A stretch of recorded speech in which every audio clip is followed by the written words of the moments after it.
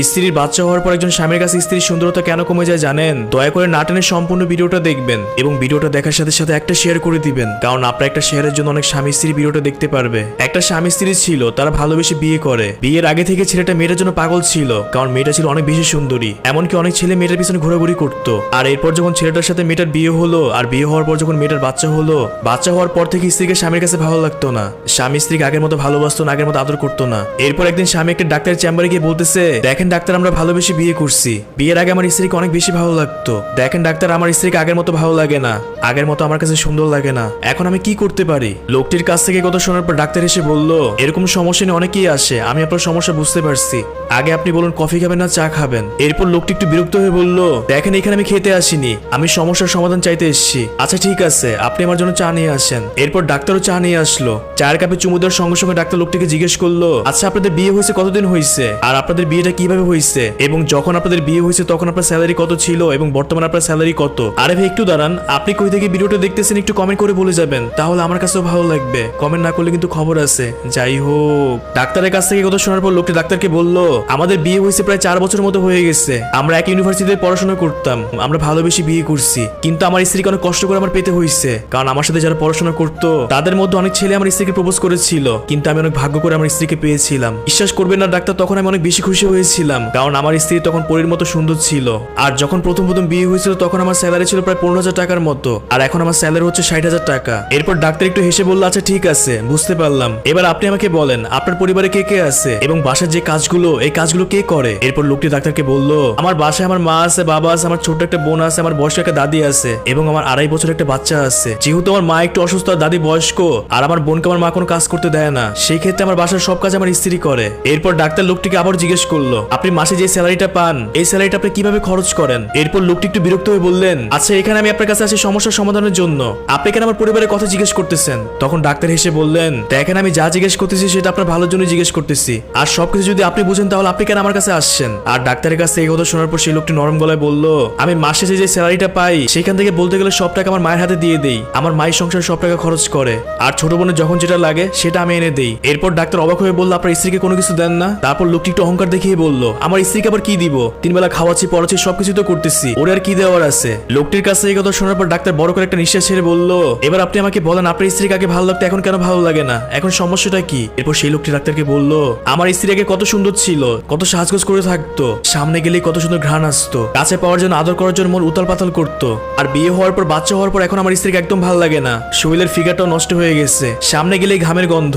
আর সাজগোজের কথা কি বলবো, আমার কাছে মনে হয় আমি একটা মেয়েকে বিয়ে করি নাই, আমার কাছে মনে হয় আমি পৃথিবীর সব থেকে অসুন্দর মেয়েটাকে বিয়ে করছি। এরপর ডাক্তার শেষবারের মতো লোকটিকে আবার জিজ্ঞেস করলো, আচ্ছা যখন আপনার সাপ্তাহিক ছুটির বন্ধ দিন থাকে তখন আপনি কিভাবে সময় কাটান? এছাড়া আপনার স্ত্রীকে আপনি লাস্ট কবে ঘুরতে নিয়ে গিয়েছিলেন? এরপর সেই লোকটি ডাক্তারকে বলল, দেখেন আমি আড্ডা দিতে সবচেয়ে বেশি ভালোবাসি। আমি যখন অফিস শেষ করে তাড়াতাড়ি বাসায় আসি তখন বাইরে আমার ফ্রেন্ডদের সাথে আড্ডা দিতে চলে যাই, তাকে নিয়ে কবে ঘুরতে গেছিলাম সেটাই আমার মনে নাই। এরপর লোকটি আরো বলল, এখন রাস্তায় কোনো সুন্দর মেয়ে দেখলে তাকে আমার ভালোবাসতে ইচ্ছে করে, তার সাথে সম্পর্ক করতে ইচ্ছে করে।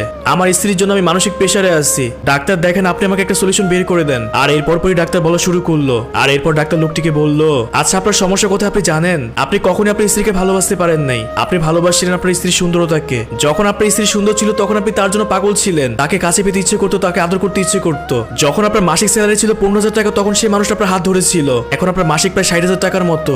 এখন সেই মানুষের উপর বিরক্ত হচ্ছেন, আপনার মনুষ্যত্ব বোধকে সালাম জানাই। আচ্ছা মানলাম আপনার মা অসুস্থ, আপনার দাদির বয়স হয়েছে, কিন্তু আপনার বন্ধু টুকটাক আপনার স্ত্রীকে হেল্প করতে পারে, এই নিয়ে আপনি কখন প্রতিবাদ করেননি। আপনি আপনার স্ত্রীকে শুধুমাত্র ভোগ করেছেন এবং তাকে বাসার চাকরের মতো ব্যবহার করেছেন। আপনি সারাদিন অফিস শেষ করার পর এবং সাপ্তাহিক বন্ধের দিন আপনার স্ত্রীকে সময় দেননি, আপনি সময় দিয়েছেন আপনার বন্ধু বান্ধবকে।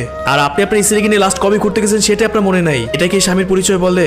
আচ্ছা কখনই অফিস শেষ করে বাসায় এসে আপনার স্ত্রীকে বলছেন, আজকে তোমাকে অনেক বেশি সুন্দর লাগতেছে, আজকে সারাটা দিন তোমার কেমন কাটলো? কখনো কি রাতে মাথায় হাত বুলিয়ে দিয়েছেন? কখনো কি অফিস শেষ করার পর বাসায় যাওয়ার সময় আপনার স্ত্রীর জন্য একটা গোলাপ ফুল নিয়ে গিয়েছিলেন? বা কখনো কি ভালোবেসে স্ত্রীর জন্য কাঁচের চুড়ি নিয়ে গিয়েছিলেন? কোনোটাই আপনি করেননি। আপনি শুধুমাত্র আপনার স্ত্রীর সুন্দরতাকে ভালোবাসছেন, তার মনটাকে কখনোই ভালোবাসেন নাই। একটা মেয়ের বিয়ে হওয়ার আগে একরকম থাকে, বিয়ে হওয়ার পর আরেক রকম থাকে। বিয়ে হওয়ার আগে আপনার স্ত্রী এই ড্রেস পরবে না সেই ড্রেস পরবে সেটা ভাবার জন্য সময় পেত, বাসা সেরকম কাজও করতে হতো না, সংসার সব দায়িত্ব তার মাই সামলাতো, গায়ে এক এক রকম পারফিউম ইউজ করতো। আর বিয়ে হওয়ার পর কি আপনি স্ত্রী সেটা করতে পারছে? আপনি তো ঠিকমতো আপনার স্ত্রীকে কেয়ারই করেননি। এখনো সময় আছে স্ত্রীর ভালোবাসাকে গুরুত্ব দিন। এত কিছু করার পর আপনার স্ত্রী আপনার সংসার করতেছে, অন্য সব স্ত্রী হলে আপনাকে ফেলে চলে যেত।